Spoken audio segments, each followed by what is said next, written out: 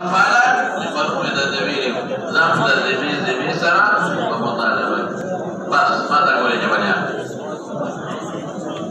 كفاله ضمن الجماهير فلسطين اسمها شافعي سيبي وقسم يعني يو كفاله بالنفس بالبدن يو كفاله بالمال فرق حواله وكفاله سره بقى حواله کې مسلم د ضامن نه غواړي او دا اصل نه نشي وخته هغه کې تفصیل مې مختصر مونږ وي او په کفاله کې ډوړو نه مطالعه وکړو کچرته د اصل نه له وخت خپل دین او طریقه د ډوړو د مخلاصه شو او کفیل د لدین درکا کفیل نو هغه بیا کفاله به امره او امر د منقول عنه او باور رجوع کوي او کفاله بغیر امره وهو د امر نو کړي د ځان کفاله کړي بیا رجوع نشي خلاص شو نو کفاله بالمال شو ده بالدين او یو کفاله بالنفس د کفاله بالنفس ای مسله سمني شافعي زه بنمه کفاله بالنفس کتاب باندې احضار دا مقبول عنه دي مجلس تقاضي مال پتا نه لري دی په مجلس تقاضي ته نقل کې ورپسې جواب من کفاله فی القرض والديون قرض پیژنه قرض او دین کی کولی فرق مکه اسمان فرق قرض ستوي دي یو شی چاله ورکول دلاوانه پیسې در او دین ما ثبت فی الذمه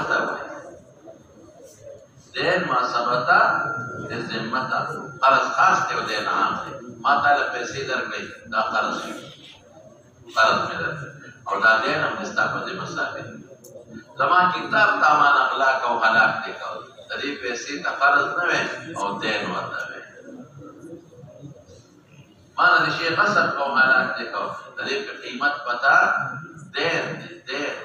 قرض ورته نشي وي قرض خاص ته دي زموږ په وطن کې یو سیل دی معنا ته پاتې تاسو ته پوښتنه کوم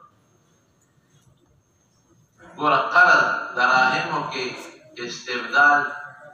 چې کې کنه نو مستل به مستل بیا ترې کنه پولیسي حرام قرض ورکول شي قرض مثال 1000 روپیا درکې دا هم ته میاشت په 1000 روپیا او د استبدال نه د څه شي په علاقه دا قرض استبدال کې بدواړه عوضیان یو بل ته مخامخ کې او بخې یو بل ته د دواړو وسط په دلته ذکر کې دلته وسط ذکر نه کوو مال یو 2 روپۍ خرڅ انداوه میاشت پس بدل نو دا استبدال نه د څه شی دی لکه وایا دا قرض دې د استقرار ته جایز دی په دې باندې مولا نصوص دي چې قرض جاله ورکې دراهم دناني قرض ورکول شي دې باندې نه فایده والی بیا باندې راځي نو استبدال چې وي د دواړو په جنس یو بل ته وسط په یو بل ته دواړه به یو بل ته حاضر کې او په قرضو کې یو جانب به درکم او بل جانب خو وروسته راکې استحضار مستحضاري تولید وسط ذکر شته نمبر 1 دویم دا چې په استبدال کې دواړه عوضین متعین دي او په قرضو کې تعین دي دریم سری قرض کې اجل لازم نه دی تعالی ما 1 لک روپے قرض درکړي میاش لا سبب وخت شي کله ما ته وی چې نه دا ما سره میاش وعده کړې بالکل وعده خلافي ګناه به وشي او قاضي په ذریعہ د قاضي د کدی وی چې د میاش نه راکړي قاضي ویو درکړي د متبرئه د سببای په دل نه درکړي ورکوا اجل باندې قیام مستحب دی ګناه کبیره ده کما کې غواړي او غواړي مختلف شي نه کوي په خبره او استبدال جوړ شي دا څنګه د په دې وطن کې خلک یو بل نه غنم جوار قرضي الکه منلا چینی راکټي په بیا یو پیاله چینی را یو چا یو شکاره وړاندې بیا بدل بعض حضرات پیدا خلک جنس یو دي غنم په غنم شو او نسیا پکې راغله دا په حرام دي نه لا استبدال نه څه شي دي قرض بدراني روکي قرض نه هغه کې هم راغلي دي اذا مستل بمثليه ذنبيه او دې یو حدیث کې ټول راځي نو دې ته قرض وایي دې ته استبدال نوې په فرقونو من پېکړه دا خلک په کور کې یو بل سره مساعده کوي وړاکه موږ ځان ته بیا بدل چیرې راکې بیا بدل میلمانه راغلي دي او شا به موږ له اوس چهره کې بیا به چې څوک راشي بیا به د نظر کوو نو دې ته څه ویل کېږي لکه استقراض دا خیر دی دا مبادله نه ده مبادله کې نسیه معنا ده خلاصه شوه خبره دا مې پوهېولی نو کفاره په قرض او په دیونو کې بالابدان وغیرها په شافعي صاحب رد دی په قرضو کې څنګه د معنا قرض پیسې غوښتې ماتې کفیل دي کفیل بالدین هم دی چې که دنه ستاره به غواړم دنه به غواړم او کفیل بالبدن هم دی چې ماته به دې حاضرې که نه پټ شو او په دینو کې زمانه زما کتاب ته هلاک کړی دی هغې پیسې پې ګورې دي اوس د امراکه پیسې در کوم نو مال کفیل لکي کفیل بالدین هم او کفیل بالنفس هم جائزه ده قال ابو الزناد عن محمد بن حمزه بن عمرو السمي عن ابيه حمزه ان عمر بعثه اليه حمزه مصدقا زكاه مصدق اخذ زكاه فوقع رجل يوصلي واقيش بجنان بجاريه دخل جارين دي سره زنا وکړه جمع وکړه نو دی حمزه اذا كما مصدق دواغشت حمزه د مسرین کفاله د مناسبت ده دا اوس کفاله د بدل شو کنه شو اذا چا جمع کړی دا د خزي وین دي سره دا د مجلس د عمر د حاضر اذا کفاله په شافعي سره شو حتى قدم على عمر لراغ بس عمر سجل وكان عمر قد جلده 100 سلدوريه ولا فكان قدامه رجم ورکړي ولې رجم ورکړي سړی محسن نو وخذ وکنه چې خذ محسن شو کنه نو پکاږي دې ولا ورکړي رجم زینه کړی دا نو فصدقه تصدیق ولو دس هغه وته وسه ما ته پته ما کوی چې ما خذ سره جما جایز ده نو وی دې د خذ سره هم جایز ما ته پته ما کوی چې وی خذ سره جما سره جایز ده نو وی دې خذ سره جایز ده نو تصدیق ولو وعذره بالجهاله ومعذوره كفجهالته ودا سل دوریه ولا حد نه ورکړي اصلا ډیر نو زی ورې سل دوری حد نه سل دوری خدا هغه جهاد چې واده شي دي دا تعذير دي څه دې لکه تعذير او معذوره كفجهالته وسور مولانا صاحب تاسو مسله کې بسي مالک او شافعي وي مطلقاً برجم ورکړي اذا خپل خدي بيد سره جماع او مطلقاً بسور کې رجم لکه سړی واده شوی دی او زنا کړی ده نو مالک او شافعي سے مطلقاً درجه قائل دي مطلقاً د چا قائل دي احمد سوي وی کله خدي ولا مباح کړی کله خدي ولا سکړي مباح کړی چې زما د امین تعالی مباح ده نو حدم نشته او رجم او که خدي ولا مباح کړی نه کې نه وکي وسره نو بیا برجم بیا وایي او د شافعي او د مالک په نسبت باندې مطلقاً رجم دی احمد سوي کله خدي وته مباح کړی لرجم شته او نه حد شته نه دوری او که خدي وته مباح کړی نه نو بیا رجم دی او زموږ د امام ابو حنیفه رحمت الله علیه په نسبت باندې وی که حرمت وته معلومي زمخ کېنه او بیا کړی بیا رجم دی که حرمت وته معلومه چې حرام ده او بیا کړی څه شي شو رجم او که حرمت وته ني معلومه تعذير به ولا ورکړه دا زموږ مستدل شو عمر دا په یو مسله شو زموږ دلیل شو دویم براشو مولانا صاحب دویم دا دلته سل دورې ورکړي سل دورې نو زموږ امام ابو حنیفه بعض حضرات وی لس دورې به په حد کې ورکړي لا یجلد دورې به نه ملاویږي الا 10 مگر څو لس لا يجلد فوق 10 جلدات إلا في حد من حدود الله غالبا أو كما قال موسى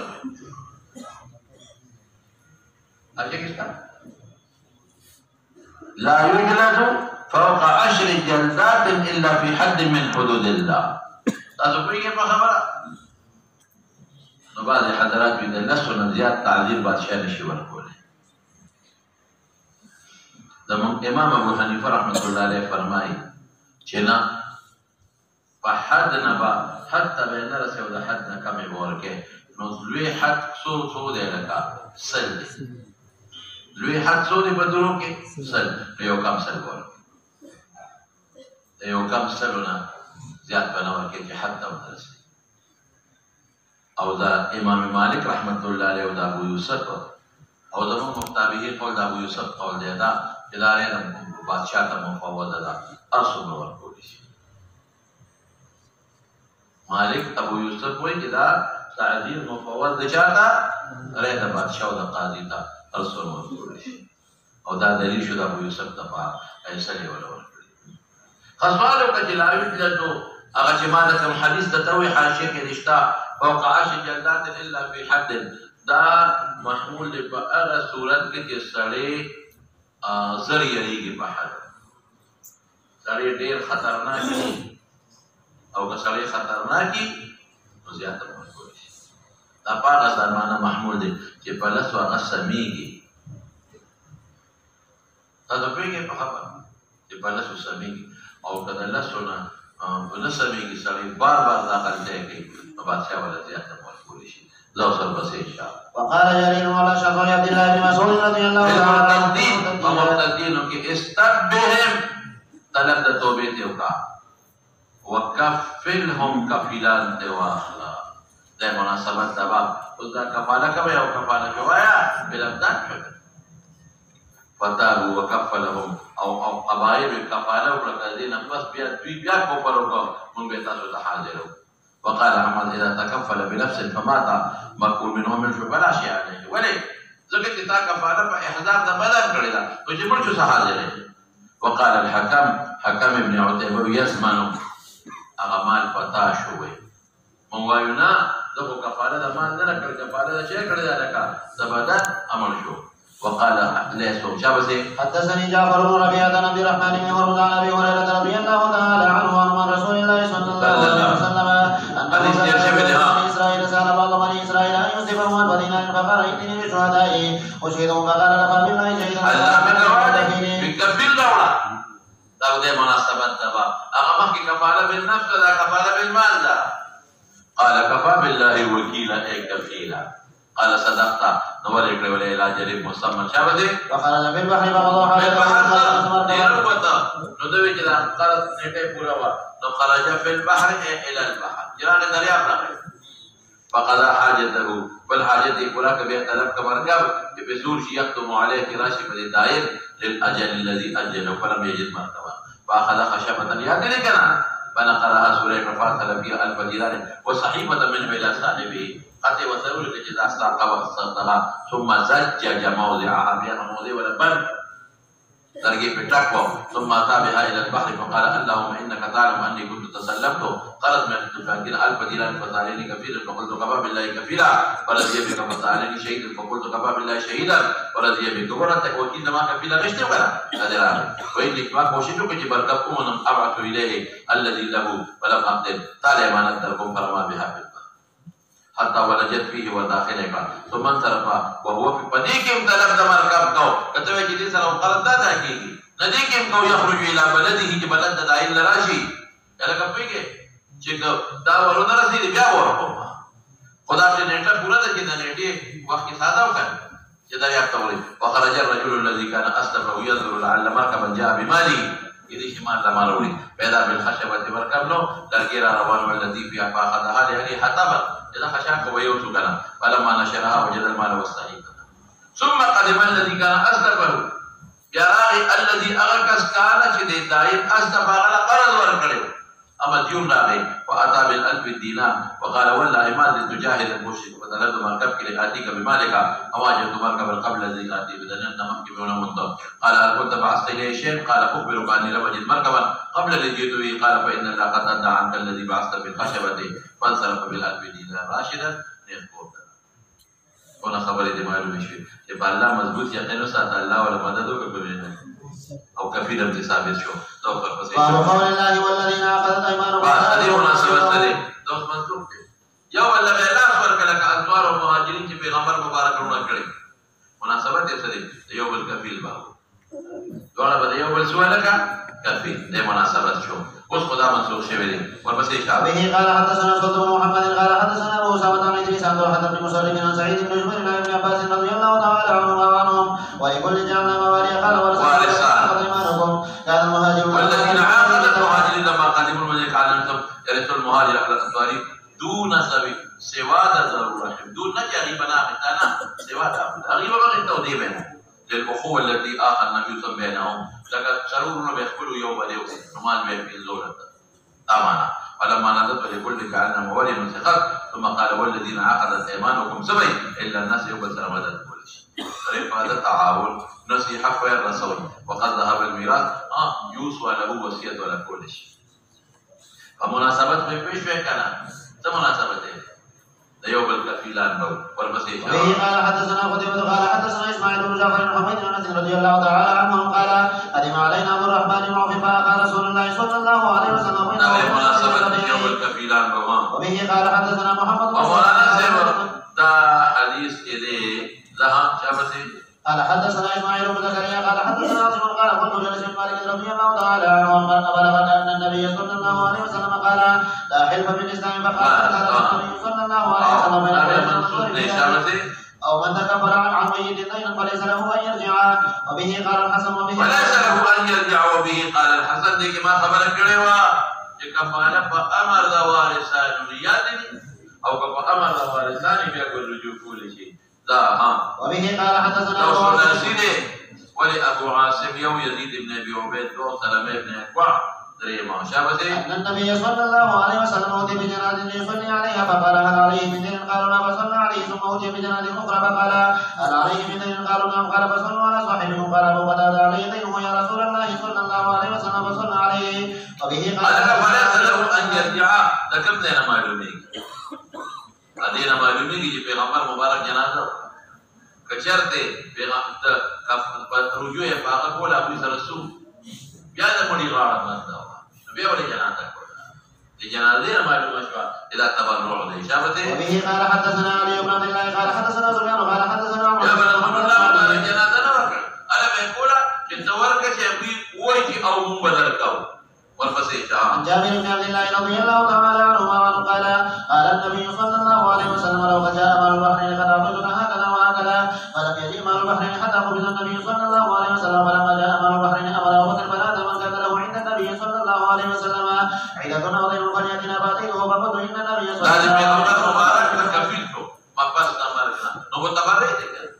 ورپس د حضور پاک مال نو چې باغې بیا رجوع کړی شابه قال لي كذا وكذا فحسني حسن فاعطتها بين هي 500 وقال هم منها باب جوار ابي بكر الذي مناسبت د کفاله سره دا حضرت ابوبکر رضی الله عنه ابن دسنه امان ورکړ لکه څنګه کفاله او کفیل بوکی نو مقفول عنه د تکلیف نه بچي هغه نن وخت شو کفیل نام دا قران دي چې چاله امان ورکړ نو هغه چې چاله د امان ورکړ تکلیف بس نور دا هغه کفاله نه دا لغوي کفاله دا چې دا چا ضمانت دی وکړ نو هغه تکلیف نه بچي چا نه بچي تکلیف نه ورپسې ابي قال حدثنا يحيى بن بكير قال حدثنا ابو بكر قال ابن شهاب فاخبرني عروه بن زبير ان عائشه رضي الله تعالى عنها وعن زوج النبي صلى الله عليه وسلم قالت لم اعقل ابويا الا وهما يدينان دين قال حدثني عبد الله بن مسعود الزهري قال اخبرني عروه بن زبير ان عائشه رضي الله تعالى عنها قالت لم اعقل ابويا الا وهما يدينان دين الاسلام تحديد اسلام الا يدين به رسول الله صلى الله عليه وسلم دون من وصل جسار وما قام ابو بكر قدام خرج ابو بكر مهاجرا قبل الحبشه حتى ابتلاء على طائف مسلمان وخلق حبشه دلالا ابو بكر مهاجرا قبل الحبشه روان شو حتى اذا بلغ برك العماد زينب لقيه ابن الدغينه او كافر او سر ملاقش ربيعين موخى ربيع ابن رفيع وهو السيد القارئ قارئ قبيله مشهور فقال اين تريد يا ابا بكر شرطني فقال اخرجني قومي ويستلينو ولك التكاليف تمر مجبور شو يسوته داشا فقال اخرج وانا اريد ان اسيح من الارض ازمك كسيلكم سيلنا مراد ذلك كتب الفاضل ام يوسف وأعبد ربي. قال ابن الدغنة إن مثلك لا يخرج استعبد مثل الجولدي ولا يخرج الذي أخكلش. أنا مقامت في هذا وإنك تكسب المعدوم. ألك دا صفات بعينه هذا خديجة رسول الله مبارك فيه كنا أو دا صفات ابن الدغنة لشاوي دا أبو بكر فتقول لك إجلال دا أبو بكر ودا بذور فات يوم السرى نسبة اتحادي قرد دا نسبتون خبركم مفاوت البخاري كده تكرر أو دي من تحقيق دوباره رهي تكسب المعدوم تصل الرحم تحمل الكلب تقري الزيت تعين على نوائبه وأنا لك جار زدنا أمان تركب جوار أمان فارجع فاعبد ربك ببلادك زه فارتحل ابن الدغنة فرجع مع أبي بكر فطاب في إشراف قريش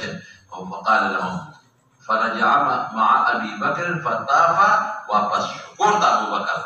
فطاف فقبل شكر لهم فقال لهم إن من لا يخرج مثله ولا يخرج دونه متفقين أتخرجون رجلا يكسب المعدوم ويسأل الرحم ويحمل القوم ويقضي الذئب ويعين على نوائب الحق فأنفذت نؤمنا قريش الجوار ابن الدغنة وآمنوا أمني ورك أبو بكر إذا تتبغى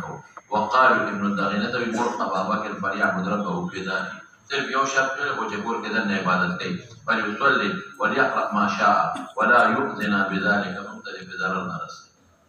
إذا خلقوا مخكي وي هم په خپکیږي په دې او بل زموږ بچي یریږي چې مسلمانان نشي ولې ولا يستعلم استعلان نفي اخکاروالي به په مذکور ضمیر قرآن دی فإنا قد خشينا أن يفتتن آباءنا مفتون کی پلاران او زامن او خلق ورې اسلام د فتنه وی ظالم بچو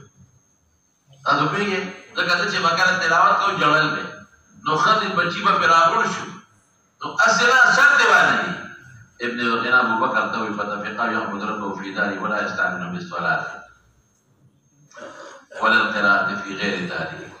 ثم بدا لأبي بكر فابتنى مسجدا بفناء داره مسجدنا مراد يوسع تمانزا وبرد ربوته وكان يصلي فيه ويقرأ القرآن وجمع كيدل وبعد نساء المشركين وأبنائهم تعجب بك ونظر بك وكانوا كربوا البركات لا يملكوا ووقفوا بان قابون منتهين يقرأوا القرآن نو كتبه كده شرط خلاف ورزي ولا يقرأ مستر دې سه لکه څنګه چې حضرت عمر وایي پرې دې څه کول د چې دې لکه مستر او یادا دې ته سوچ راغی چې دا شخص خود ما راکړ ټیکتا ما به اوسه پورې ما وکړ دا باندې نشم چې نشم پورې ما به ختم شي دې کې څه دور پسې چې مولانا ابزا ذلك اشراف قريش ويا اشراف قريش ذلك مشركين لي فارسلوا ابن الدغنة فراشا فقدم عليه فقالوا إنا كنا أجرنا أبا بكر على أن يعبد ربه في داره وإنه جاوز ذلك فابتنى مسجدا في بناء داره وأعلن الصلاة والقراءة وقد خشينا أن يفتني أبناؤنا ونساؤنا يا أبناء أنا يقتدي لك ضميرا راجيك أبو بكر فأتي فإن حق أن يقتصر على أن يعبد ربه في داره فعلا أو كإنكار في مقام السدينة إعلان بقي فدينا إنكارا فصلوا تاتر يقبل من واپس فإنا كرهنا أن نخبرك منذربت كرم جستا عهد مات تاکہ امان ورکړي د امان ماتول بعد ګرو د قوم مشري او موږ پرې خو اقرار ثابتون کې نه یو ابو بکر له استعلان وتا پریدونه قالت عائشه فتاه ابن دغنه وقال قد علمت الذي عقدت لك عليه يا خو اختصارك بده شرط ور کې د عبادت کوا او یا ما خپل امان واپس کړه د نه خو هم یا عرب دا ووري اذا ما عهد ما شوی دی په یو طریقه عقدت له یا وو چې قوم العقد ما قدما بيدتيرا قالوا بكن ان اني ارد اليك جوارا وارضى بجوار الله ورسول الله صلى الله عليه وسلم نعم وارضى بجوار الله خلاص الله من كافي ونبي الاسلام يوم الدين في مكه فقال قد اريد دار هجرتكم رايت الصبيحه وداس مال جنة مكه ذات نخل بين لابتين دو درو صور او عير وتوي وهما الحرتان فهاجر من هاجر قبل المدينة حين ذكر ذلك رسول الله صلى الله عليه وسلم ورجال المدينة بعض من كان هاجر إلى الحرة وتجهز فقال رسول الله صلى الله عليه وسلم على رجلك فإني أرجو أن يؤذن لي قال أبو بكر حتى دون ذلك بأبي أنت قال نعم فحبس أبو بكر نفسه على رسول الله صلى الله عليه وسلم وليصحبه على مراحلته كانت عنده ورق السمري قال حدثنا الناس بن خيرات بن جابر عن ابي سلمة بن عبد الرحمن عن ابي هريرة رضي الله تعالى عنه ان رسول الله صلى الله عليه وسلم قال يؤتى برجل متوفى عليه دين فيذر عن ترك لديه فضل فيحدث انه ترك لديه وفان صلى والا قال للمسلمين صلوا على صاحبكم فلما فتح الله ورجل فقال انا اولى بالمؤمنين المؤمنين من أنفسهم ومن من المؤمنين فترك ذنب بعد قضاء دا آخري مناسبة دي دلتا دي پیغمبر کفیل شو دا مدیونینونا شابه سے بسم الله الرحمن اور مولانا سے الرحيم. برات اختتام تفمن توفیہ کی اشارت خلاص اشوا کتاب الوکالہ مناسبت قیمت کی بالکل واضح ہے تو دیکھ دوی خبر بکشتا دینا او وکالہ سے تبیلی کی توکیل تفویض تبیلی کی وکول سپارل بتاو ودام یو سړی خپل تصرف بلته او سپاري کې د ما په تصرف کاوه او په شرع کې اقامت الشخص غیره مقام نفسه اقامت الشخص غیره بل سړی ودرې د خپل ځان په ځای باندې دو سړی وتا په حاشیه کې کړی و دو سړی ودرې قید لګو دو سړی لګو اقامت الشخص غیره مقام نفسه مطلقا مقید مطلقا څه دا وایي وکاله عامه الکه زمان ټول تصرفات ته کوم او مطلقاً دا چې د خاص تصرف کې د خاص شي کې د ما وکیل او نه پیږي په دې کې ورکوټ اختلاف دی احمد ابن حنبل د وکالې عامه قائل نه دی هغه خاص کول چې لکه دی یو ځای په علاقه مسله کې د ما وکیل بس نور نه او اي مسله اساسوي سوا د احمد ابن حنبل چې یو عام ده یو خاص عامه کې د ما ټول امور ته تفویض دي بس د ما وکیل شي او خاصه یو خاص شي حکم دې کې د ما وکیل نو دا چې تعریف کړی دی مطلقاً او مقیدا په فتح الباری په حواله ورکړی دا نو دا د احمد مذهب نه دی هغه مقید معنی مطلقاً نه معنی وذو سره قید لهم ترفیها ترفها سوي اقامه الشخص مقام غيره اقامه الشخص غيره مقام نفسه ترفها ترفخ د خپل پولیشم پاسانتیا پیدا کوم ترفخا او عجزا عن التصرف او عجزا بلکې تصرف یې پرې دا ترفخا او عجزا یا ز عاجز نشم کول بل وکیل نظام او یا ځان ته اسانتیا پیدا هو ترقیت بلغو في تصرف جائز معلوم في تصرف جائز ترفها او عزا صحيح ولا لا؟ ذلك اذا عاجز ابن وكيل اسم كعاجز ابن شبن ولنا ترفها اساتيا پیدا کو او عزا في تصرف جائز معلوم تاقید پکې ولګاوه دا ماده ته ولګول مناسبت تمام لغوي اصطلاحي واضحه دي وقال شریک شریک در په قسمت او بغیر قسمت کې د استاد دکان شریک ته مې وکړي سمجھ الګا دا تقسیم کوو دا مال بد دکان پرېدو نو ته مې وکیل کړی هغه طرف نه تقسیم کوو شو او غیر قسمت سره مال خمسه وته د ما وکړي دستاو کې تبدين راغونډه د بابا راغونډو وقد اشرك النبي صلى الله عليه وسلم في هذه ثم امره بقسمتها لكم هدايا في عمر مبارك حاجه الوداع كذا فقول عليه كل شيء وبيان الوكيل بالقسمه او شريكه ذا خان دي صحيح اختلاف في الاجتهاد وبه قال حدثنا قبيصة قال حدثنا سفيان عن النبي نجيح المجاهد بن عبد الرحمن بن ابي ليلى عن علي رضي الله تعالى عنه قال امرني رسول الله صلى الله عليه وسلم ان اتصدق بجلال البد الذي نحرت بجلودها وبه قال حدثنا شريكه وهم طويل تقسيم كاشبه وبه قال حدثنا عمر بن خالد قال حدثنا ميسون يزيد عن ابي خيران عن عقبة بن عامر رضي الله تعالى عنه ان النبي صلى الله عليه وسلم اعطاه غنما يقسمها على صحابته فبقي عضو هو اغير وكيل بالقسمة او دا توكيل شو لا شو او يوم فاتش ولا ورقهم فقال صاحبه انت باب اذا وكل المسلم فدار حربي وحربي وكيل توكيل کې اسلام نو شرط نه د وکیل لپاره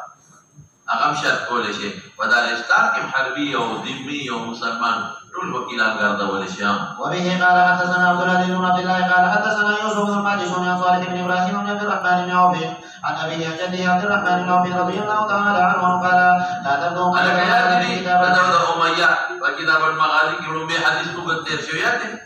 مکاتبه یعنی لیکل میکړی وسره اميه سره کتابه بأن يحفظني في زاغيتي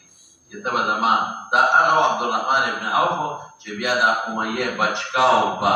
جهاد کیا دي کنه ځان په ورغردول په کې پاندې زخمی شوی و دوستانه وسره ها کتابا ان يحفظني في زاغيتي دمازمتي وبمكه او زبرت د ازمو په حفاظت کوم په مدینه کې دا توکیل بالحفظ فلما ذكرت الرحمن چې لیکل مې کول ما بسم الله الرحمن یا عبد الرحمن خپل نوم کې رحمان ذکر یا دا دویم راجع دی وی د الرحمن نه پیژنم کاتب دی باسمک الذي في الجاهليه جاهلیت نوم عبد عمر فلما كان يوم بدر خرجت الى جبل الذي بشكم حين نام الناس خلق عافيت شي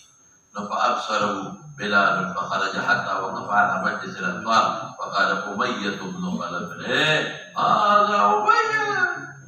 هذا أمية ذا لا تقولوا إن وخرج معه فريق من الأنصار في أثرنا فلما خشدوا أن يلحقونا خلقت لهم إنه ثم أبونا حتى يتبعونا وكان رجل سكين فلما تركوا فبركوا عليه نفسي وألقيت عليه نفسي أمنعه وتخللوه بالسيوف من تحت وأصاب أحدهم رجلي بسيفه وكان عبد الرحمن بن يرينا ذلك قال أبو عبد الله سمع يوسف صالحا وإبراهيم أباه باب الوكالة في صلح مراد بيع الصمن فالصمن يأتي لكن يحصل يولي كل شيء وقد وكل وميزان ما يوزنه بها وبه قال حدثنا عبد الله بن يوسف قال اخبرنا مالك بن عبد المجيد بن سهيل بن عبد الرحمن بن عوف بن سعيد بن مسيب بن سعيد الخدري وابي هريره رضي الله تعالى عنهما معهم ان رسول الله صلى الله عليه وسلم في تمر يعني من قال كل تمر خير هكذا قال ان هذا خلفاء بالتالي في غمبر مبارك دي وكيل كره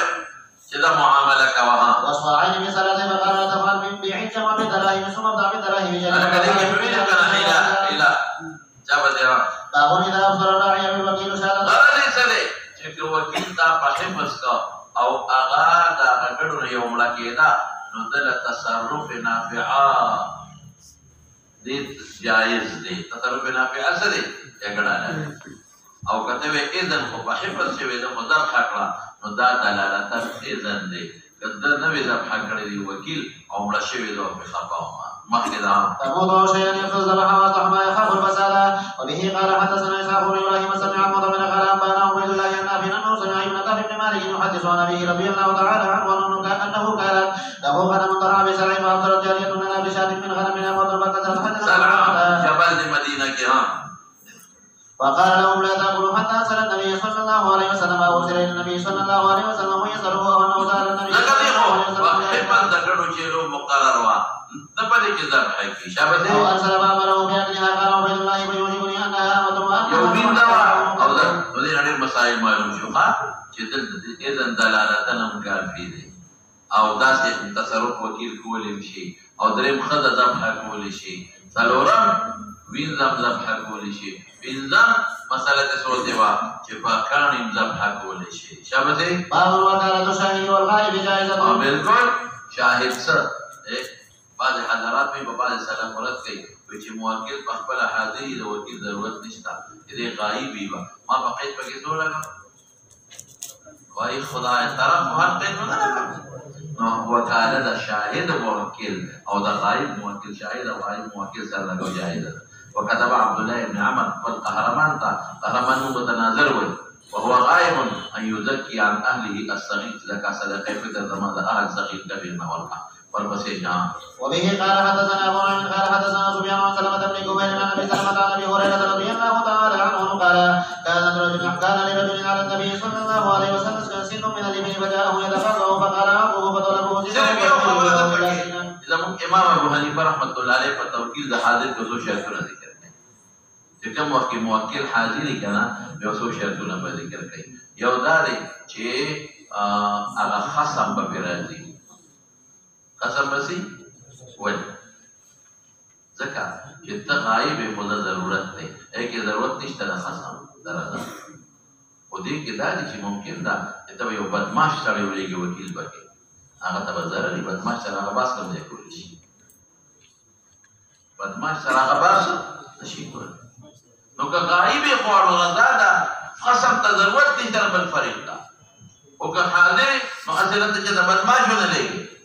جو پخمارو نه لګي هغه سره خبرې کوم دی غریب کولی شي دا نه برابري خبرې به موږ نشو کولی یو پکې دا شرط چې هغه برازي وشي په خبر دا شو او دویم دا چې عذر وای هغه عذر څه شي دی مولانا صاحب ادا چې بعد سړي خبرې په خپل نشي کولی د قاضي په مخ حاضر کې بس په غایب کې دا شرطونه نه لګي او په حاضر کې دا شرطونه لګي دا ورپسې شماره. فقال ابو فقال عبيدني وبلغ به قال النبي صلى الله عليه وسلم ان خياركم احسنكم قضاء باب الوكاله في رسول الله مبارک سړي وکیل کا په قضا باندې چې دا وایي خپل لا نه هغه یو نو په دې باندې هغه راځي وکړه ځکه هغه خپل حق وخته او په خوشاله چې ما خپل حق مې لوشي ورپسې به قال حدثنا سليمان بن حرب قال حدثنا شعبة بن سلمة بن جهير قال سمعت ابا سلمة بن عبد الرحمن عن ابي هريرة رضي الله تعالى عنه ان رجلا اتى النبي صلى الله عليه وسلم يتقاضاه فاغرض فهم به اصحابه فقال رسول الله صلى الله عليه وسلم دعوه فان لصاحب الحق مقالا ثم قال ابوه سنا مثل سنه قالوا يا رسول الله صلى الله عليه وسلم فدې سوال کول شي دا په استقرار د حیوان د استقرار د حیوان په معنا ولې مولانا سره ځکه استقرار کې بیا مثال ورکې چې دا واټو لمسان دي نو د دې خو د حیوان په مثال دي ضبط مضبوط دی نو دا محمول دی په ما قبل د حرمت د ربا یاد لري دا او وګوره پښتو په څه خبره نشته دا وقال ابو بين حرمت دی په باندې سلف چې څوک وي د حاضر وکاله معنا دا مالک سیف دي خان مالک او سبحان سلف او سره مرګري دي باب اذا وصي من يوكل شفيع قوم جادا خلاص غرض امام بخاری معلوم کا اے د یو قوم وکیلی او تا هغه یو شی هبه یا د یو قوم شفیع هبه نه کو دا د هغه ذاتی نه دا د چا شو بیا انا قوم شو اسانه ده لك النبي صلى الله عليه وسلم وفد حوالين الذين سالوه المغانم قال نصيبي لكم زمين سقطات ده او الصحابه نشم ده كل تفوز بدكم يا دلك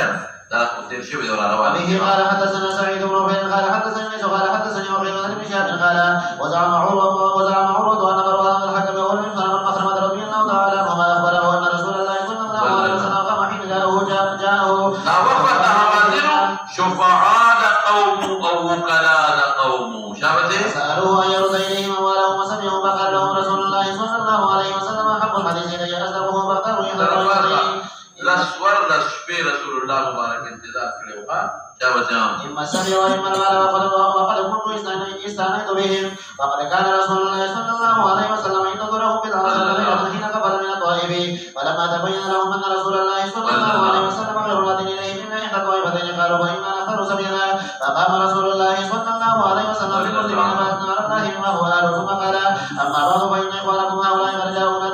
قد جاءون تائبين واني قد رايت ان ارد اليهم سبيلهم فمن احب منكم ان يطيعوا بذلك ومن احب ان يكون منكم على حظه حتى نعطيه اياه من اول ما يبين الله علينا فليفعل فقال الناس قد طيبنا ذلك يا رسول الله صلى الله عليه وسلم لهم فقال رسول الله صلى الله عليه وسلم انا لا ندري من اذن منكم في ذلك ممن لم يأذن فارجعوا حتى يرفع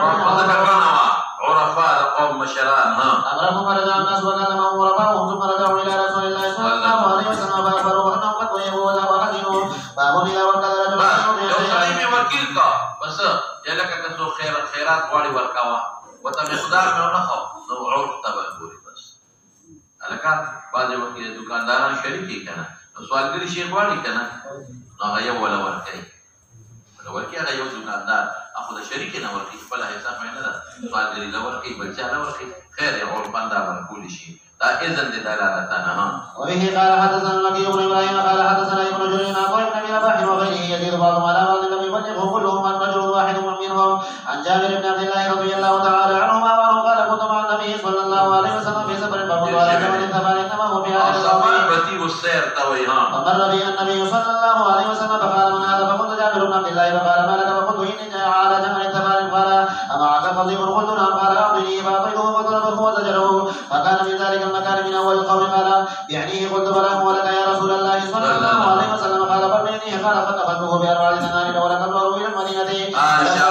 وصال کوا کدا خو چې تر مدینه پورې په تاسو ورځي نو دا نفع چاته شو باید شو کنه شو نو دې متعدد جوابونه دي یو جواب خدا چې ربا بالکل اخره کې حرام شي دا محمول په ما قبل له حرمت د مدینه لیکن دا ټول نه خپل خبره ده کوم چې دا شرط نو لګیدلی دا مشتری کې رسول الله مبارک پر طرف نو سره احسان وکړ لکه ته ما کتاب را خرڅ کې او زړه ته مې چې ذالک خیر دی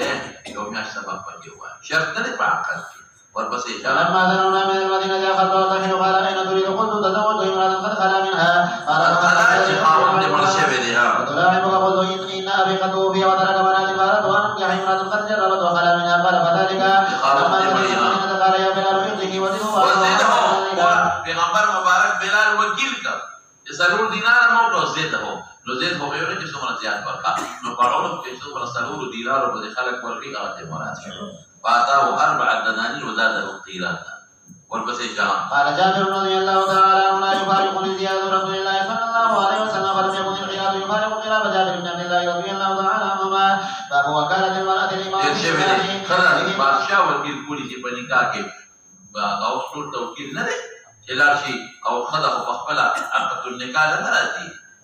دور بسيط قال حدثنا عبد الله بن يوسف قال اخبرنا مالك بن ابي حازم بن سالم بن سعد رضي الله تعالى عنهما وقال جاءت امرأة الى رسول الله صلى الله عليه وسلم فقالت يا رسول الله صلى الله عليه وسلم اني قد وهبت لك من نفسي فقال رجل زوجنيها يا رسول الله صلى الله عليه وسلم من القران باب اذا وكل رجل فقال يا صاحب وكيل کا او هغه کار پرې خود وکیل نو وکیل په خپلم کولی شي شابه وإن أخرجه إلى أجل مسمى جاء وقال عثمان بن عفان ما بدا كتاب على خلق أو يوم مسمى أجل خرص كخرص شيء وربسي شاء قال حدثنا أبو محمد بن سيرين أبي هريرة ما من كل قرار بنا وركه بيان شيء وركونها قال وكان رسول الله صلى الله عليه وسلم بحفظ زكاة رمضان بعد أن يأتي فجعل يحصل من الطعام فأخذته وقلت والله إلى رسول الله صلى الله عليه وسلم فقال ذلك عيال ولي حاجة شديدة قال فخليت عنه فأصبحت فقال النبي صلى الله عليه وسلم يا أبا هريرة ما فعل سيرك البارحة قال قلت يا رسول الله صلى الله عليه وسلم شكا حاجة شديدة وعيالا فرحمته فخليت سبيله قال أما إنه قد كذبت وسيعود فعرفت أنه سيعود لقول رسول الله صلى الله عليه وسلم إنه سيعود فرسلته فجعل يحصل من الطعام فأخذته فقلت لأرفعنك إلى رسول الله صلى الله عليه وسلم قال ذلك وإني مخالف علي عيال لا أعود فرحمته فخليت سبيله فأصبحت فقال لرسول الله صلى الله عليه وسلم يا أبا هريرة ما فعل سيرك وقلت يا رسول الله صلى الله عليه وسلم لك مناسبة يسأل ذلك أبو هريرة رضي الله عنه وكيل فحفظ زكاة رمضانو كنو ما حفظ فريق فقال لا وجه سريع نيولي وبيغمبر له وده اغا سوگیداری خودی ته نه وي چې خلک پرېدا نشيبا او چې به پیغمبر مبارک ته الوی نه په سکوت نه دا هغه جایز شو هغه نشي په خبره په زور پسې وحيانا فرحته وخليت سبيله وقال ما إنه قد كتبك وسيعود فرسلته وسألته وجعل يصوم من الطعام فأخذته فقلت لأرفعنك إلى رسول الله صلى الله عليه وسلم وهذا آخر 3 مرات إنك تتعمل تعود ثم تعود قال ثاني أعلمك كلمات ينفعك الله بها قلت ما هو قال إذا أويت إلى فراشك فاقرأ آية الكرسي الله لا إله إلا هو الحي القيوم حتى تختم الآية او دا أجل مسمى پکې کم دی دا صدقه فطر دوی د اختر نه مخکې ورکړو درې ورځې تر دوه دی مخکې ورکړو تاسو پیګه او ابو هريره په حاشيه کې راغلی اشتها وګورئ قال العلم مطابقه للترجمه ابن حبان ابو هريره كان وكيلا بحب زكاه رمضان شو وترك شيئا منه سكت حين اخذ منها ذلك الاتي وهو الشيطان فلما اخبر النبي صلى الله عليه وسلم بذلك سكت عنه وهو اجازه منه فان قلت من اين يستفاد جواز الاقرار الى اجل مسمى هذا الاشباع قلت قال الكلماني من حيث امهله الى الرفع الى النبي صلى الله عليه وسلم واوجه من ذلك في غمرنا بوزم یو نیټه ولا ورکړه سبا دی بوزم د پیغمبرنا او بل په بهترین ما قال المهلب ان الطعام كان مجموع لصدقه فلما خلص الصالح قال دع لهداني فاني محتاج الى وقال انه فكانه اصدق ذلك الطعام الى اجله گویا کې طعام یو تفریح وکړه یو نیټه وهو وقت قسمته وتفرقه على المساكين لانهم كانوا يجمعونه قبل الفطر بثلاث ايام فكانه اسبقه الى ذلك الجهل ويا كيف پیغمبر مبارک تدریو ورځو د پاره د پاره یدریو ورځو پوری تر دي نگهبانی کأن لفظ دي په حقیقت کې قرض نه لري ورپسې اشاره انك لا يزال عليك من الله حافظ ولا يقربك شيطان حتى تصبح فخليت سبيله وفاصبحت فقال لي رسول الله صلى الله عليه وسلم ما فعل اسير المانعه فقلت يا رسول الله صلى الله عليه وسلم زعم انه يعلمني كلمات ينفعني الله بها فخليت سبيله وقال ما هي قال لي اذا اويت الى فراشك فاقرا آية الكرسي من اولها حتى تختم الايه الله لا اله الا هو الحي القيوم وقال لي لن يزال عليك من الله حافظ ولا يقربك شيطان حتى تصبح وكانوا احرص شيء عن الخير فقال النبي صلى الله عليه وسلم الكذوب قد يصدق وده شيطان خبر ما له دليل نه پیغمبر مبارک خبر دلیل نه وهو كذوب تعالى من تخاطب صلاه ليال يا ابا هريره قال لا قال ذاك شيطان فاغني اذا فعل وكذب فاسد كيف عمل پیغام مردود دا شابته وبه قال حدثنا عيسى قال اخبرنا يحيى بن صالح قال حدثنا محمد بن مرسل بن يحيى قال سمعت عقبة بن عبد الرحمن الغافري انه سمع ابا سعيد الخدري رضي الله تعالى عنه قال جاء بلال الى النبي صلى الله عليه وسلم بدم البني فقال له النبي صلى الله عليه وسلم من اين هذا؟ قال بلال كان عندنا تمر بني فجئت من صاع بصاع لنطعم النبي صلى الله عليه وسلم فقال النبي صلى الله عليه وسلم عند ذلك او عين جملة فالذهان لا تفعل ذلك ولكن اذا اردت ان تشتري فبيع التمر ببيع اخر ثم اشتري به فاقول وكالة في الوقت او خدمت ما کړي او سړی می وکیل کو دی وکیل له نفقه ورکول شي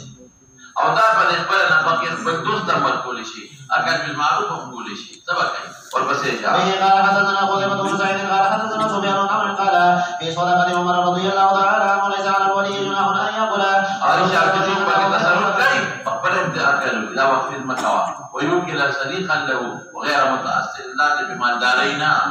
صرف دومره دي اخري دي قدره اوقات بيږي ها وكان من عمر رضي الله تعالى عنه ما هو يلي صدقة عمر رضي الله تعالى عنه يهدي للناس اهل مكه کې خلق الهديه والقولا كدي بقى عمره لا كسر من مكه ده شابه اقول وكالة في الحدود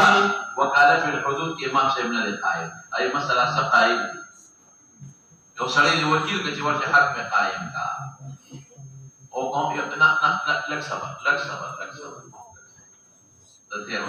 وكاله في الحدود چې ورته حق قائم کړو قائم دې کې اختلاف نشته لکه چې الله ته ورته حق په قائم لیکن وکاله په سبب دې په دې چې دا فیصله کې وکیل دې ولې چې تاسو کوا فیصله وکا نو دې کې بیا توکیل ممنوع دی او قضا جائز ده چې وسړي قاضي کې دوست حدیث ته تروبا سما وتل مخکرا شوا وبه قال حدثنا ابو الوليد قال اخبرنا ليس عن ابن شهاب بن عبيد الله يزيد بن خالد وابي هريره رضي الله تعالى عنهما وعنهم عن النبي صلى الله عليه وسلم قال آيات دې هغه خاون چې نبی رسول الله درغلي دما خدای سره د مزدور دغه کړی دا زنا کړی دا یاد دي او وګد حدیث دی چې دما خدوا او دا دما مزدور دی نو دما خدای سره زنا کړی نو ایما او دما دوی ویره د خدای سره زنا کړی دا ما سل ساروی دا پس دوی د طرف نه صدقه کړی یعنی اراده مې کړی دا رسول الله مبارک ته ورشه دغه کدا دا سل صحابي دی رد دی پتا او اونیس یو صحابي دی غیر مقرر کا ویدلته سل دوری وستا داتنه وستا په دوی فصل دوری دی او اونیس لار چا خدلا نو گواهان خوشتره نه اقرار یو کنو راجع مې کا مدته سوي وقضوا يا أناس إلى امرأة هذا فإن اعتبرت إقرار يكون فرجمها رجمك اس مولانا صاحب دې تدوین توکیل وای هو دا توکیل نه دی دا څه شی دی قضا ځکه توکیل خو الو چې په دې خدای رجم ثابت یو پیغمبر علیه السلام لګره رجم خو بلا ثابت نه دی بل اعترفت اقرار حجت د قاضي په مجلس کې نو دا پیغمبر مبارک دا اونې سو ګرځاو حاکم یې وګرځاو قاضي وګرځاو دا اونې سو ګرځاو حاکم وګرځاو او قاضي وګرځاو دا وکیل نه دی وکیل به الو چې خدای د پیغمبر علیه السلام په مخ کې اقرار کړی وي او بیا اونې دې ګلو کې ورته تیرا جامې کا دو تر مسیح شاه وبه قال حدثنا ابن سلام قال اخبرنا وكاله في اقامه الحدود سيدا دو بقى قيد له او وكاله في الحدود في اثبات الحدود نرسي تمام وكاله في اقامه الحدود سيدا وقال في اثبات الحدود نا اخو قاضي ثابت ابي دو سر بس ايوب عن ابن مليكه عن عقبه بن الحارث رضي الله تعالى عنه قال جاء ابن نعيمان او ابن نعيمان شاربا فامر رسول الله صلى الله عليه وسلم يجرب قال فكنت انا في توكيل دو وكاله باقامه الحدود دا وي وهي ها وضربناه بالنعال والجليل فهو الوكاله وبه قال حدثنا اسماعيل بن عبد الله قال حدثني مالك بن عبد الله بن ابي بكر بن حرب عن عمرو بن عبد الرحمن انها اخبرته قال عائشه رضي الله تعالى عنها وعنهم انا قتلت قال الى رسول الله صلى الله عليه وسلم بيده ثم قتلها رسول الله صلى الله عليه وسلم بيده ثم بعث منها مع ابي بكر هذا هو كان كتاب اصاري ورقه شابه سيدنا حتى الله لو حتى محل الهدي فاولد قال رجل لوكيله فوحد ورد